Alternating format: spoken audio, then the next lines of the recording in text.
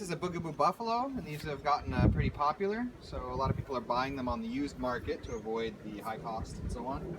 And we just wanted to give a few pointers on things to look for, the most common problems when you're buying one used. First, you want to make sure that all of the mechanisms function. You might want to watch kind of a how-to video on YouTube. There's several of them for how to do the different things. Starting with the handle, you want to check that it'll lock in a position and push it back and forth a bit. Make sure that the elements inside here haven't worn down. You want to check that the brakes brake and that they unbrake easily. In this case, it can just be oiling, but it can also indicate problems with the brake mechanism itself. On the back here, I have the bag on, but when you have the seat, the mechanism here for adjusting the position of the seat is going to be important. You want to check that it functions in all the places and that it doesn't feel too weak on either side. Now we have another video on how to fix it if that's the problem. There's a screw here, and these components can just become pulled apart from each other. But unless you want to take the risk of there actually being broken components, you might not want to buy one if it has that sort of a problem. In addition, underneath, one of the major issues that occurs with this is that these break. So you want to make sure there's no cracks, maybe signs of gluing. Under here on the feet, these can break as well.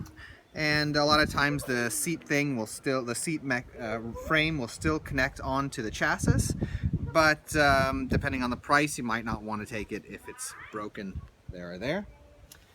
In addition, you want to make sure that when it's in the upright position, that the locking between the front bar and the back bar is tight on both sides, because sometimes these discs can break between these two discs here, and in that case it'll feel kind of unstable on one side, and you'll notice this when you're going on rough terrain, or if you happen to take it up and down stairs without carrying it, you shouldn't do anyway.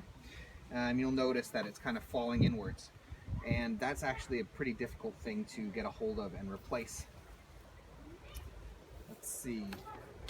There's no inner tubes in the tires, so you don't have to worry about puncturing. You do want to check that these front locking mechanisms function, and you want to spin the wheels and make sure that it has decent ball bearings overall. As far as the textiles are concerned, you can look for signs of fading from the sun if that's important to you. Check the zippers, make sure the zippers function, that all of the parts of the belts connect together, don't have problems there. Make sure that all of the boards and so on are in the seat element as well. Sometimes they can be removed with washing and people lose them and stuff.